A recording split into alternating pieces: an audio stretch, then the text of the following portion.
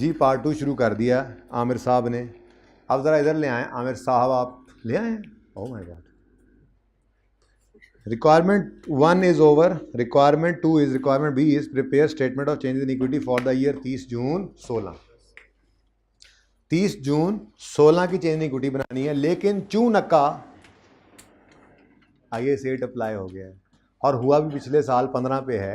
चन्ना नचा हमने 2 साल की चेंज इक्विटी बनानी है, हालांकि उस नहीं लिखा हुआ, बोलो लिखा हुआ है, ये IAS 8 की एप्लीकेशन है। ये IAS 8 ने कहा हुआ, थ्योरी पढ़नी है ना, अभी तो पता ही आपको, अभी तो IAS 1 की बारी, चेंज इन इक्विटी की बारी आज आई है थ्योरी पढ़ने की, थोड़ी सी आखिरी 5-10 मिनट पढ़ेंगे, शुरू करेंगे, तो वो खत्म होगी तो फिर IAS 8 की थ्योरी चलेगी, फिर वो खत्म होगी तो फिर रेशो की तो थ्योरी हो गई है, रेशो के सिर्फ MCQs ही होंगे, ठीक है ना।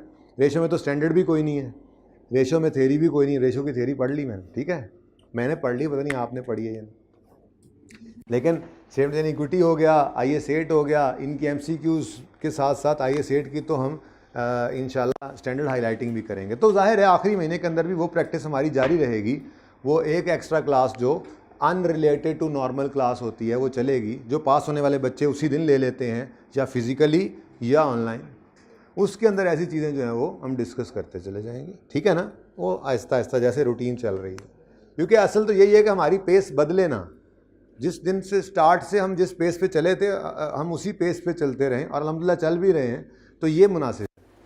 अगर थोड़ी सी पेस एंड पे तेज़ हो जाएगी तो फिर ये वाले टॉपिक एंड पे गड़बड़ हो जाएंगे। तो बस कोशिश करनी है कि थोड़ा टाइम वो एक्स्ट्रा वाला जैसे मैनेज कर रहे थे वो एक्स्ट्रा पे ही रखें, ताकि हमारी स्पीड जो है वो किसी तरह से भी तेज़ ना होने पाए। ओके, तो कोई चीज़ तेज़ हो जाए, जैसे रेशोज़ 4 घंटे 5 घंटे पढ़ ली थी आपने, ज़रा ज़्यादा पढ़ ली थी, तो कोई नहीं, अब उसको सुकून से हम देख लेंगे, उसकी प्रैक्टिस करेंगे, वो एब्जॉर्ब होगी तभी आगे जाएंगे इंशाल्लाह, ठीक है।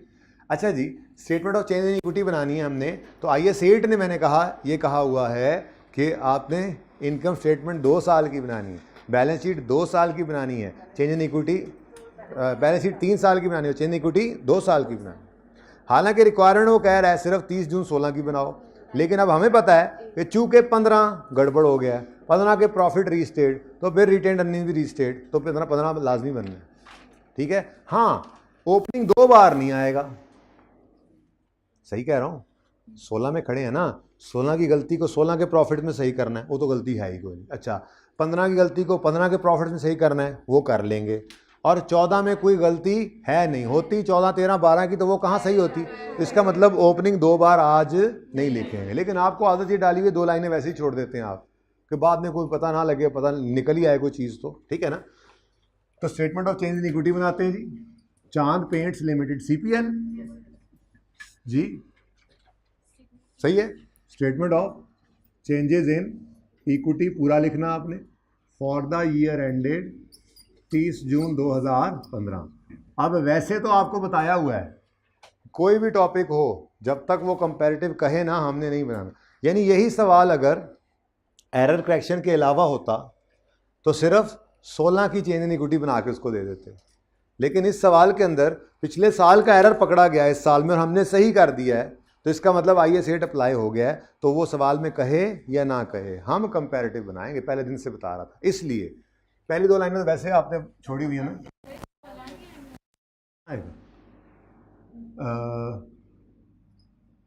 क्या कह रहे हैं, क्या गलती हुई है, कोई गलती हो गई है, कोई नहीं है, गलती तो नहीं हुई, सही है, सब ओके है ना। अच्छा जी, ओपनिंग मैंने कहा शायद कोई गलती होगी, ओपनिंग बैलेंस, फिर कुछ 3-4 लाइनें छोड़कर क्लोजिंग बैलेंस, फिर ओपनिंग, 3-4 लाइनें छोड़कर क्लोजिंग बैलेंस। ज़्यादा दूर हो गया। अच्छा जी, अब अगला काम क्या होता था, ये वाली डेट उठाकर इधर 30 जून 16, हर सवाल एक तरह से किया, कभी भी नहीं बदला इस तरतीब।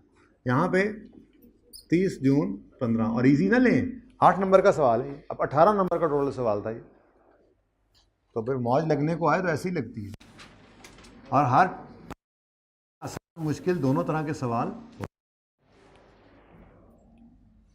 उसके बाद शेयर कैपिटल और रिटेन्ड अर्निंग्स।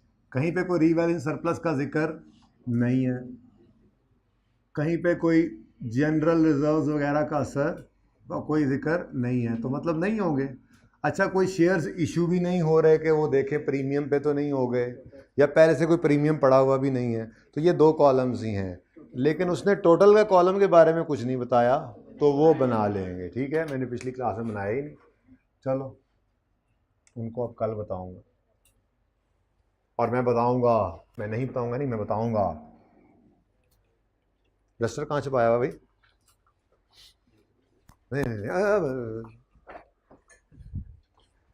तो वर्किंग स्पेस भी करनी पड़ेगी कुछ जगह पर।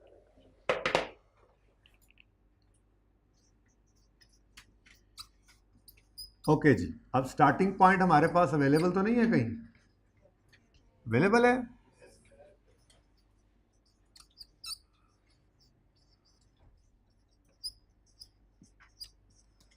कहता है the share capital and unappropriated profit. ये क्या होता है? अंडरलाइन करके लिखो, पता है लेकिन फिर भी लिखो। अनअप्रोप्रिएटेड प्रॉफिट को अंडरलाइन करके लिखो।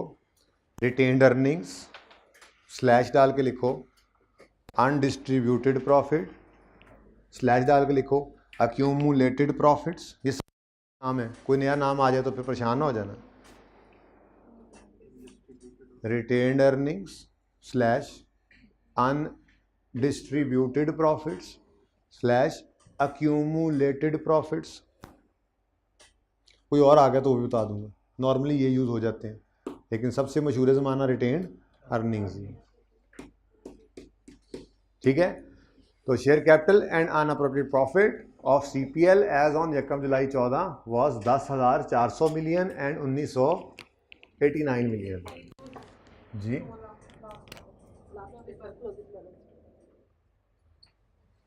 रुपीज इन मिलियन, ये क्वेश्चन करना है। ओपनिंग बताएं। 10,400, टोटल फिर कर लेंगे बाद में, आप लोग भी कर लेंगे। ऊपर जगह खाली वैसे ही रह गई, बस आपने छोड़ी थी कि हो सकता है आईएएस 8 अप्लाई हो रहा है, कि पिछले साल में भी असर पड़ना जाए, पड़ा कोई नहीं। ठीक है, अच्छा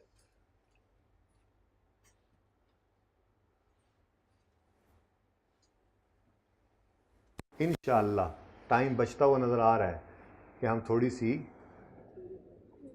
थ्योरी पढ़ें।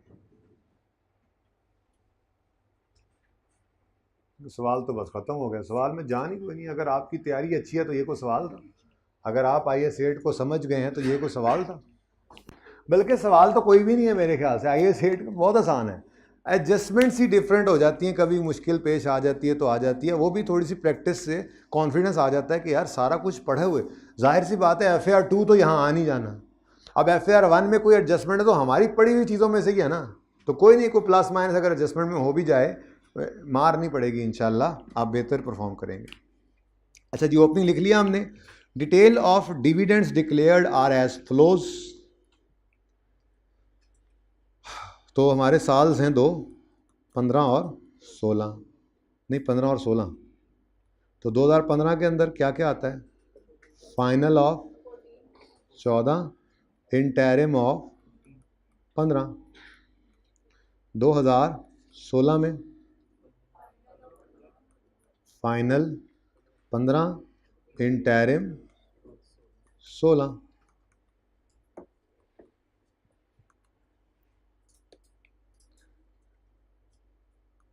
वन, 2, 3, 4, इसके बाहर कोई डिविडेंड हम नहीं लेना। ठीक है, अब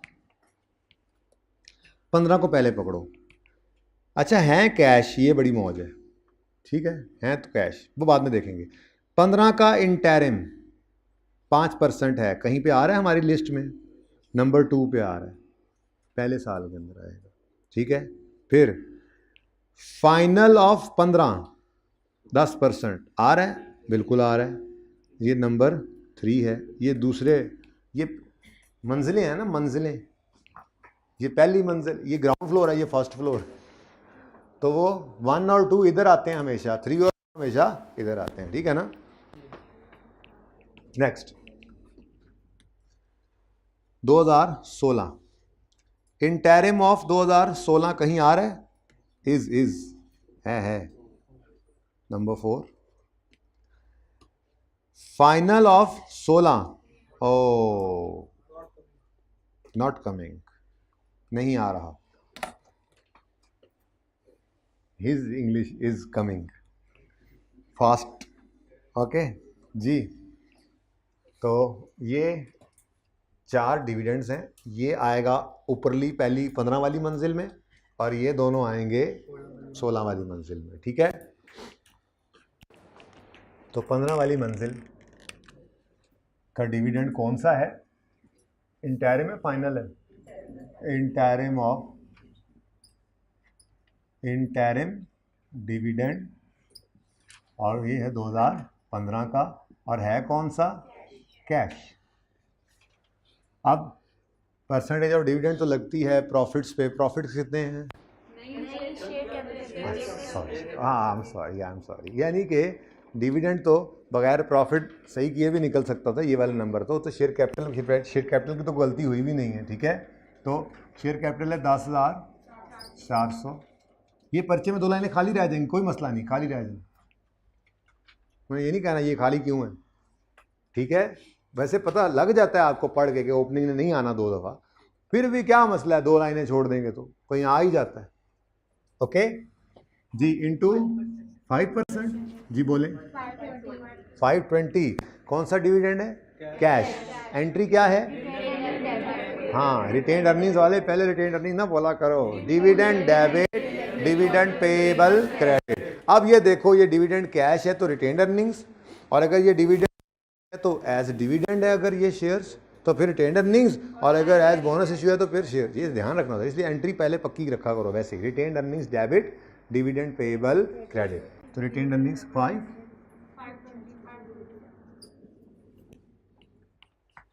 ठीक है जी। उसके बाद अगले दोनों डिविडेंड्स तो हैं अगले साल में। हमें क्या चाहिए?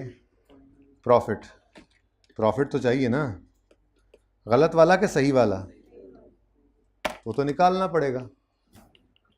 नहीं, पर्चे में ना होता तो हम तो प्रैक्टिस करेंगे, फिर बाद में काट दूंगा मैं, ठीक है। गलत प्रॉफिट उठाएंगे पुरानी तरतीब के मुताबिक, गलत प्रॉफिट उठाएंगे और इन सारी चीज़ों का असर प्रॉफिट पे ले लेंगे। मुझे पता है आपके दिल में आ रही है ब्लैक हटाए ना, नीचे पड़ा तो है सही वाला। नहीं, हम नहीं, ऐसे नहीं, ठीक है। हम तो अपने तरतीब पे चलेंगे कि ये ना होता तो क्या होता, ठीक है। क्योंकि ऐसी एडजस्टमेंट मुझे कहीं और मिल नहीं रही ना, तो यहीं पे अप्लाई करवा रहा हूँ कि इतनी ज़्यादा चीज़ें अप्लाई हो जाएं ज़रा, ठीक है। तो गलत प्रॉफिट कितना है जी? 4359, 15 का। तो प्रॉफिट 2015 का 4359, ब्लू मार्कर 12 एडजस्टमेंट्स करने लगा। वैसे तो यहाँ से भी देख सकते थे नोट है, लेकिन चलो इधर ही ठीक है। अब जी एक्सपेंस में इंक्रीज है, एक्सपेंस के बढ़ने से प्रॉफिट कम हो जाएगा। कितना? 330। ये वैसे ही काम करा रहा हूँ, करना नहीं है वैसे पर्चे में, लेकिन चलो अभी करना है, पहले करके फिर काट देंगे। ओहो अच्छा इधर पड़ा था, फिलहाल नहीं, ठीक है। नेक्स्ट, कॉस्ट ऑफ सेल में 27 रुपये का इंक्रीज है, डिक्रीज है? कमी है। एक्सपेंस है, कॉस्ट ऑफ सेल कम हो रही है तो प्रॉफिट बढ़ेगा 27। नेक्स्ट है जी इंक्रीज इन, यहीं से देख लो, चलो यहीं से देख लो, increase in selling and distribution. मैं प्रैक्टिस करवा रहा हूँ कि ये ना होता, सिर्फ ये बनाना होता और ये एडजस्टमेंट्स होती तो कैसे प्रॉफिट पे इम्पैक्ट लेते, ठीक है। उन्हें 14 वाली लाइन ना दी होती, उन्होंने इस तरह से इंक्रीज डिक्रीज बताए होते तो फिर उनका इम्पैक्ट ले गए, ठीक है जी। उसके बाद सेलिंग डिस्ट्रीब्यूशन एक्सपेंस ये दोनों बढ़ रहे हैं, इन एक्सपेंसेस के बढ़ने से प्रॉफिट कम होता है। माइनस जगह ही खत्म हो गई, ठहर जाओ, इधर आ जाओ, -105। नेक्स्ट, अदर एक्सपेंस में डिक्रीज है, एक्सपेंस की कमी से प्रॉफिट बढ़ जाता है, +48। प्रॉफिट पे इम्पैक्ट ले रहे हैं ना हम, ठीक है। उसके बाद अदर इनकम में कमी आ गई, इनकम की कमी की वजह से प्रॉफिट कम हो गया 82। ठीक है जी, तो आंसर क्या आ गया बोलो, इसका कैलकुलेटर पे आंसर निकालो। 37, अब ये 3723 हमने क्या कर दिया है, रीस्टेट कर दिया है ना। उनके पास तो ये 4359 पड़ा था, तो हमने इसको क्या कर दिया, रीस्टेट। ठीक है, सही है, सीखा, समझ लिया। अब इधर देखिएगा, यही फिगर गिवन थी, यानी जब उन्होंने सारी गलती सही करके सही वाला प्रॉफिट दिया हुआ है, तो हम सही वाला प्रॉफिट उठा के यहाँ पर लिख सकते थे। यानी अगर आप अवॉइड करना चाहते तो ये सारा कुछ अवॉइड हो सकता था, लेकिन मैंने आपकी थोड़ी सी प्रैक्टिस करवा दी। ओके, अच्छा चलें, अब मुश्किल वाला क्लोजिंग मैं खुद लिख लेता हूँ, आसान वाला आप कैलकुलेट करके बता दें। 22292, लेकिन इसमें ये ना सही, ये तो रीस्टेटेड है ना, बोलो ज़रा स्मार्टली करके लिखेंगे।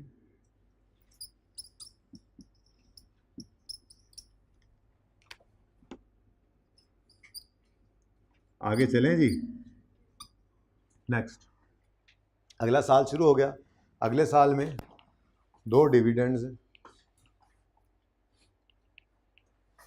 10% और 10%, दोनों ही 10% है, दोनों ही कैश है, टेंशन ही कोई नहीं, ये तो मुफ्त के नंबर है। इतना आसान सवाल भी हो सकता है सर, हो सकता है पर्चे में आया, पास पेपर है जी। क्वेश्चन आपका था, आंसर मेरा था। फाइनल 15,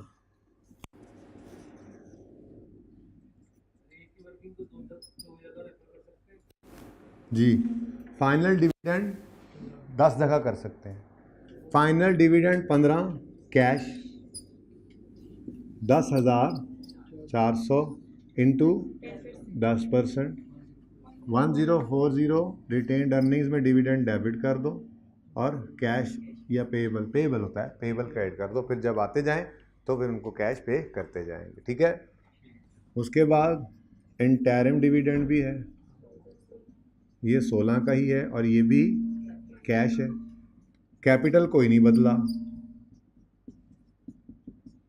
तो फिर 1040 से dividend debit, dividend payable credit और डिविडेंड डेबिट हो गया रिटेन्ड अर्निंग्स।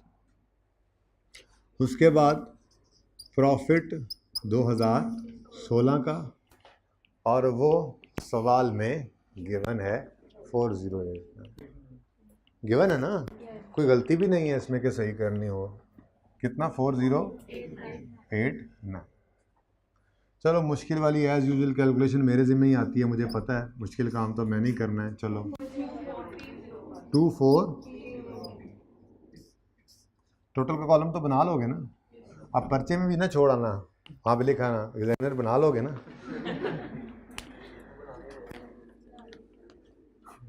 बना के देखा रिजल्ट। चलो अब जल्दी से आ जाओ, 5-7 मिनट बच गए हैं, 5-7 मिनट ऊपर डाल लेंगे, कुछ थोड़ी सी थ्योरी पढ़ लें जितनी हो जाए।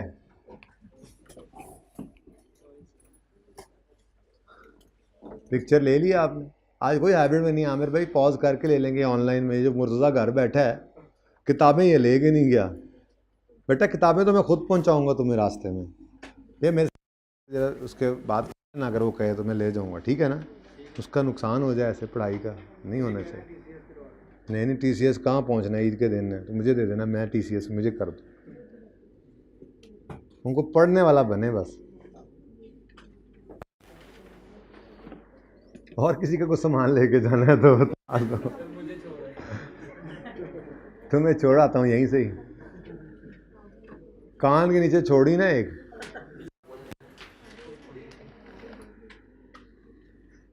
ओके जी, statement of change in equity ज़रा ओपन कर लें, थ्योरी पे आ जाए, रहती थी।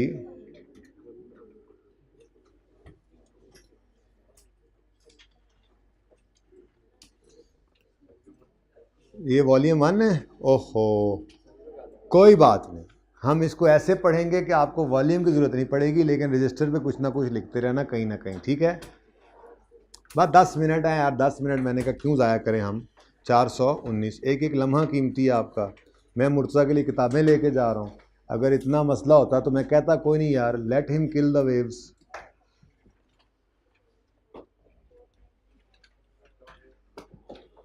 वैसे मुर्तज़ा तुमने अच्छा नहीं किया घर जाके, है ऐसे सूनी सूनी लग रही है सीट। और वो जो अहमद चला गया, हारून जो चला गया, मतलब सब लोगों को पढ़ाई से ज़्यादा घर अजीज था। हैं पहला लेक्चर लेके गए जी। Statement of change in equity में आपको पता है शेयर कैपिटल होता है, फिर शेयर प्रीमियम हो सकता है, रीवैल्यूएशन सरप्लस की आवाज़ आई है मुझे, रिटेन्ड अर्निंग्स हो सकती हैं, जनरल रिजर्व्स हो सकते हैं, कोई स्पेसिफिक रिजर्व भी हो सकते हैं। जनरल रिजर्व का मतलब ये होता है कि बस ऐसे ही अलग कर लिए हैं, पर रिटेन्ड अर्निंग में नहीं, अलग कर लिया बस यार किसी बस इंशाल्लाह बिजनेस बढ़ाना है, इससे बिल्डिंग कंस्ट्रक्ट करने के लिए पैसे अलग कर रहे हैं, कोई ऐसे ही बस जनरल। ठीक है, कोई स्पेसिफिक भी हो सकता है। अब ये हैं अब्बा जान शेयर कैपिटल, ठीक है, और ये इनके बच्चे हैं, इनको कहते हैं कैपिटल बच्चे और इनको कहते हैं रेवेन्यू बच्चे। और इनके खानदान का नाम है share capital and reserves. Share capital अब्बा एंड रिजर्व्स बच्चे, जिनमें बड़े बच्चे का नाम कैपिटल रिजर्व, छोटे बच्चों का नाम रेवेन्यू रिजर्व। ऐसे ही मैंने कहा, ठीक है। कैपिटल रिजर्व्स कौन से रिजर्व्स होते हैं जिनमें से कैश डिविडेंड नहीं बांटा जा सकता, जो डिस्ट्रीब्यूटेबल एज कैश डिविडेंड नहीं होते, ठीक है। जबकि रेवेन्यू रिजर्व्स वो रिजर्व्स होते हैं जो अवेलेबल होते हैं एज डिस्ट्रीब्यूशन इन कैश, ठीक है। ये बात समझ आई? अब बोलो, कैपिटल रिजर्व्स जो डिस्ट्रीब्यूटेबल नहीं है as cash dividend, revenue reserves जो डिस्ट्रीब्यूटेबल हैं एज कैश डिविडेंड, ठीक है भाई। इतनी सी बात ही बतानी थी। पिक्चर ले लें, किताब नहीं है ना, पिक्चर ले लें ताकि मैं पढ़ाऊँ।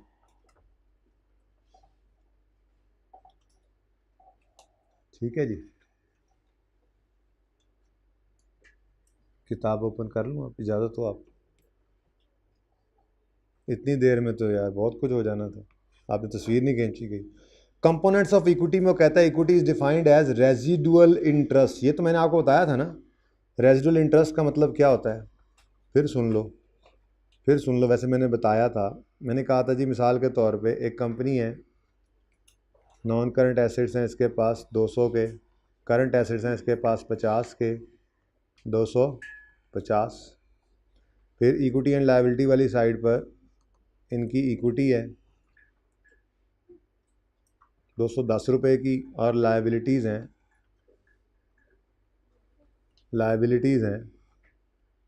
इनकी, लेट से करंट नॉन करंट मिलाकर 230। तो बैलेंस शीट टैली होगी हमारी, ठीक है।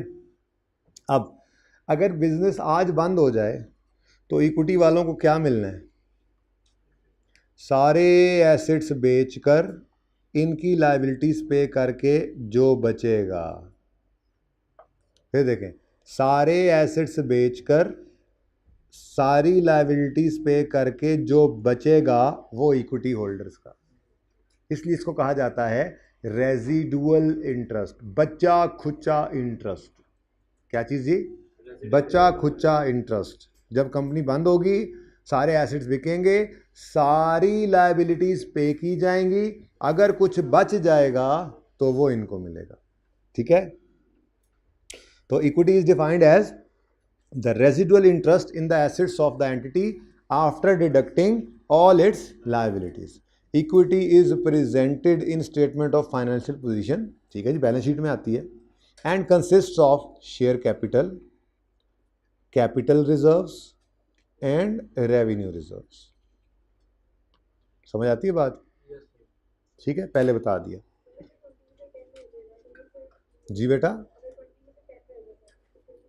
20 में से 10 रह जाएगा तो 10 मिलेगा, 20 में से कुछ नहीं रह जाता तो 1 रुपया नहीं मिलेगा। लेकिन घर से कुछ नहीं लाएंगे इनकी लायबिलिटी पे करने के लिए। ये है लिमिटेड लायबिलिटी कंपनी का कॉन्सेप्ट, ठीक है, कि यहाँ पर शेयर होल्डर सिर्फ वो 10 रुपये जो उसने शेयर कैपिटल फेस वैल्यू वाले पे करके शेयर खरीदा था, वो सिर्फ लायबिलिटी उसकी लिमिटेड है सिर्फ उस 10 रुपये तक, यानी उसका मैक्सिमम लॉस क्या है 10 डूब जाएगा।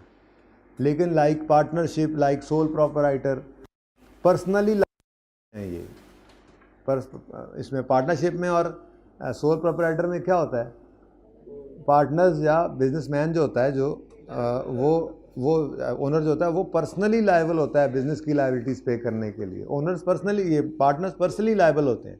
लेकिन लिमिटेड लायबिलिटी कंपनी के अंदर सिर्फ कंपनी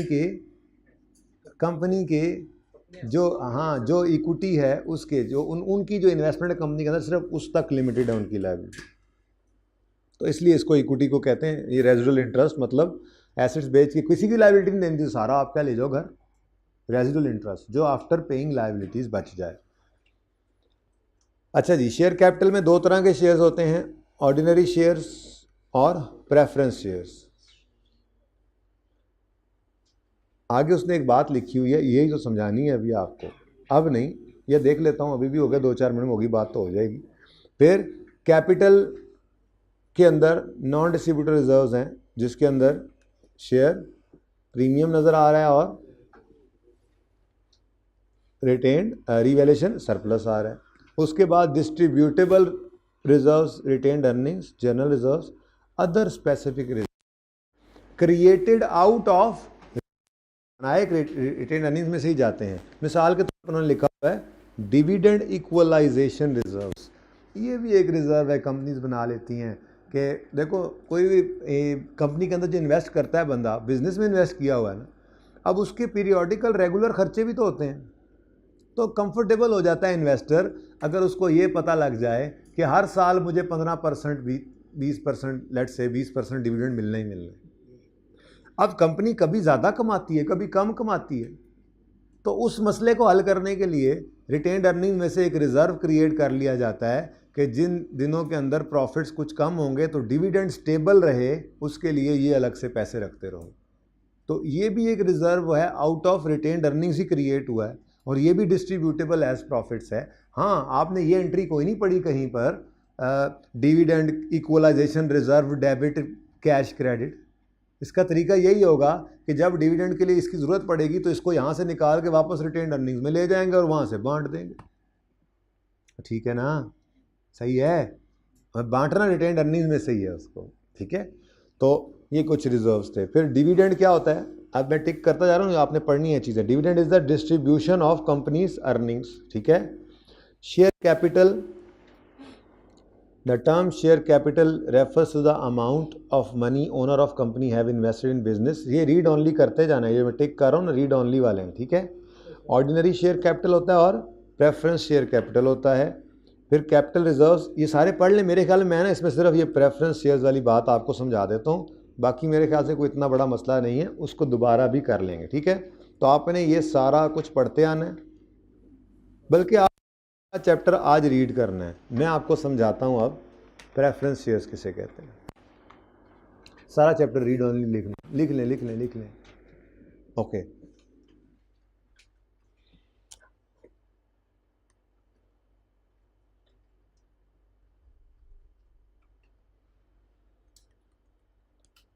इक्विटी,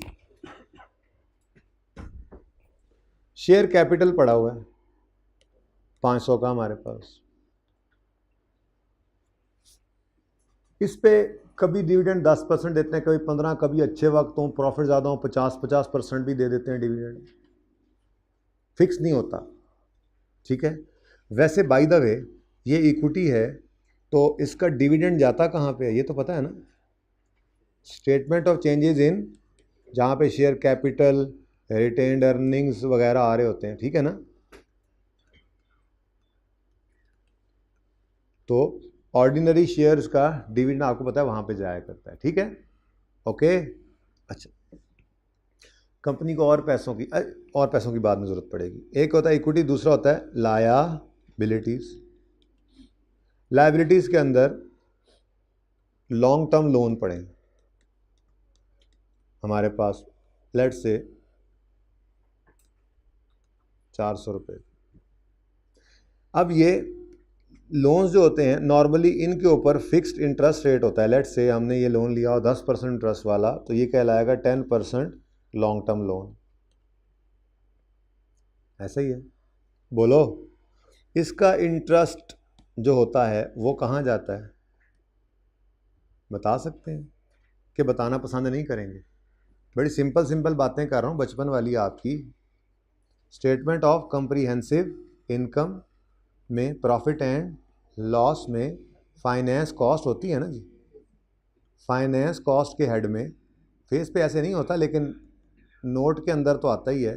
फाइनेंस कॉस्ट के अंदर आपको इंटरेस्ट एक्सपेंस नज़र आता है ऑन लॉन्ग टर्म लोन्स। ठीक है, अभी बल्कि मैं फिगर्स को भी मिटा देता हूँ, फिर किसी वक्त फिगर्स लिख लेंगे।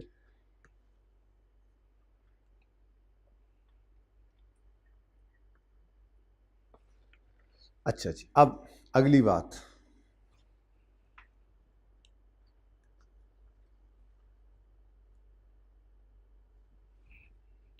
माइनस होगा यहाँ पे, प्लस होगा, ये एक्सपेंस माइनस हो जाएगा।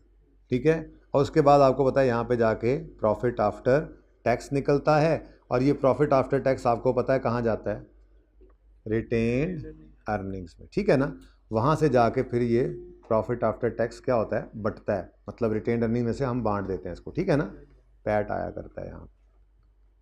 डन, ये सारी बातें समझ आती हैं आपको, पता है ना? अच्छा, अब यहाँ पे वही होता है, ओपनिंग बैलेंस वगैरह पड़े होते हैं। अच्छा, अब जी कंपनी को और पैसों की ज़रूरत पड़ गई। कंपनी ने कहा शेयर होल्डर से, यार कुछ और पैसे ला दो। उन्होंने कहा पहले भी तो दिए हुए हैं, आप फ़ायदा क्या होगा? इन्होंने कहा आपको फिक्स्ड अमाउंट ऑफ डिविडेंड देंगे, और ये फिक्स्ड अमाउंट ऑफ डिविडेंड पहले देंगे आपको, फिर कोई प्रॉफिट्स बचेंगे तो पुराने वाले शेयर होल्डर्स को देंगे। तो उन्होंने कहा अच्छा, हमें प्रेफरेंस मिल रही है, प्रेफरेंशियल ट्रीटमेंट मिल रहा है, तो ये तो मैंगो हुए। फिर इनको कहते हैं ऑर्डिनरी शेयर होल्डर्स, और ये ऑर्डिनरी शेयर कैपिटल कहलाएगा। ठीक है, कौन सा शेयर कैपिटल, जगह ज़रा तंग थी, पूरा ही लिख देना दोबारा, mango share capital, mango share holders जी, ऑर्डिनरी शेयर कैपिटल। ठीक है, कहाँ पे आता है ये, इक्विटी में, और ये शेयर कैपिटल भी कहाँ आएगा, इक्विटी में, लेकिन ये शेयर कैपिटल प्रेफरेंस है। ठीक है, लेकिन इंपॉर्टेंट थिंग इज ये शेयर कैपिटल होना इररिडीमेबल चाहिए। इररिडीमेबल क्या मतलब? मतलब कि पैसे कभी भी वापस नहीं करने कंपनी, क्योंकि अगर पैसे वापस हो जाएं तो वो इक्विटी रहती नहीं, वो तो फिर डेट की नेचर। बात समझ रहे हैं? मैंने आपको शायद बोरिंग कॉस्ट में थोड़ा सा जिक्र भी एक बार किया था कि इक्विटी क्या है, जो पैसे आ गए ये कभी वापस नहीं जाएंगे। जबकि डेट क्या है, जो पैसे आए हैं उसकी स्पेसिफाइड डेट्स के ऊपर स्पेसिफाइड अमाउंट्स की वापसी होती है, इंटरेस्ट भी, ठीक है, सारा कुछ ठीक है। तो अगर पैसे वापस हो रहे हैं तो फिर वो तो इक्विटी बची नहीं, वो तो इक्विटी रही नहीं, वो तो क्या बन जाता है, वो तो लोन डेट बन जाता है। ठीक है, अच्छा, अब हम आए अपनी statement of change in equity के अंदर। अब हमें यहाँ पे नज़र आ रहा है कि यहाँ पे डिविडेंड आया करता था, याद है, ऑर्डिनरी शेयर होल्डर्स वाला डिविडेंड आया करता था, रिटेन्ड अर्निंग में से होता था ना माइनस। आज क्या हुआ है, आज ऑर्डिनरी शेयर कैपिटल भी है और प्रेफरेंस, एक लाइन आइटम बढ़ गया, प्रेफरेंस शेयर कैपिटल भी आ गया। ठीक है, अब ये प्रेफरेंस शेयर कैपिटल जो पड़ा होगा हमारे पास, इनको डिविडेंड देते हुए भी हमने क्या करना है, प्रेफर करना है। तो इसका मतलब पहले प्रेफरेंस डिविडेंड देंगे, प्रेफरेंस डिविडेंड देकर जो कुछ बचेगा वो फिर ऑर्डिनरी को जाएगा। और बड़ी अहम बात, नॉर्मली ये भी फिक्स होता है जी, कैश ही होगा। तो प्रेफरेंस डिविडेंड हमेशा fixed amount normally fixed amount होती है और हमेशा इसको क्या मिलेगी, प्रेफरेंस ओवर ऑर्डिनरी शेयर्स। ठीक है, तो इक्विटी के अंदर आपके दो तरह का शेयर कैपिटल आ गया, एक ऑर्डिनरी, दूसरा प्रेफरेंस वाला। लेकिन ये जहन में रखना, ये कौन से शेयर्स हैं जो कभी पैसे अब ले गए हैं ये वापस नहीं करेगी कंपनी, अनलेस कि कंपनी वाइंड अप हो जाए और वो रेजिडुअल इंटरेस्ट बचे, तो इक्विटी ये तभी बन सकता है।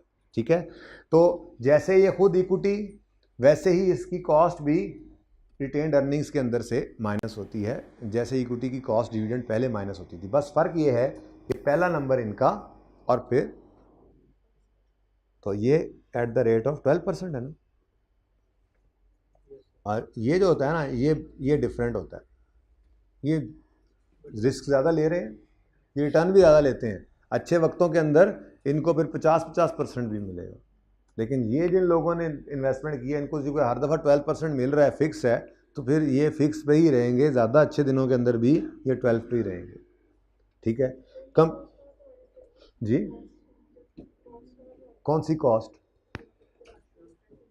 कौन सी कॉस्ट, प्रेफरेंस शेयर्स की कॉस्ट, इश्यूएंस कॉस्ट इक्विटी की है, इक्विटी की इश्यूएंस कॉस्ट तो इक्विटी के अंदर ही आनी है, रिटेन्ड अर्निंग या रिवैल्यूएशन वो शेयर प्रीमियम जो भी अवेलेबल। ठीक है, हाँ यही पूछ रहे थे या कोई और बात है? मैं ये कह रहा हूँ कि इस इक्विटी की कॉस्ट क्या है कंपनी को पड़ रही, डिविडेंड, इस इक्विटी की भी कॉस्ट क्या पड़ रही है, डिविडेंड। मैं ये बात कर रहा हूँ, अगर आप कंफ्यूज कर रहे हैं तो मैंने इश्यूएंस कॉस्ट की बात ही नहीं की। मैं ये कह रहा हूँ कि ये जो कंपनी ने पैसा लिया है इसकी कॉस्ट कंपनी को क्या पड़ रही है, डिविडेंड। ये पैसा जो लिया है इसकी भी कॉस्ट क्या पड़ रही है, डिविडेंड, क्योंकि ये दोनों ही क्या है, इक्विटी है, इक्विटी है, मतलब पैसे वापस कंपनी की जिंदगी में नहीं होने। बस फर्क सिर्फ ये है कि इनके डिविडेंड की परसेंटेज फिक्स है और प्रेफर्ड है। ठीक है, अगली बात, कंपनी को और पैसों की जरूरत पड़ी, कंपनी ने फिर कहा लोगों से पैसे ले आए, शेयर्स में इन्वेस्ट करें। उन्होंने कहा भाईजान पैसे आप लोग वापस नहीं करते, वापसी वाला को सीन बनाया। हमने कहा ठीक है, प्रेफरेंस देंगे आपको, डिविडेंड फिक्स करेंगे आपका, और पैसे भी वापस मिल जाएंगे आपको 5 साल 10 साल 15 साल बाद, यानी रिडीमेबल। क्या जी, अब ये तो डेट रहा ही नहीं, इक्विटी रही ही नहीं, ये तो क्या बन गया, डेट।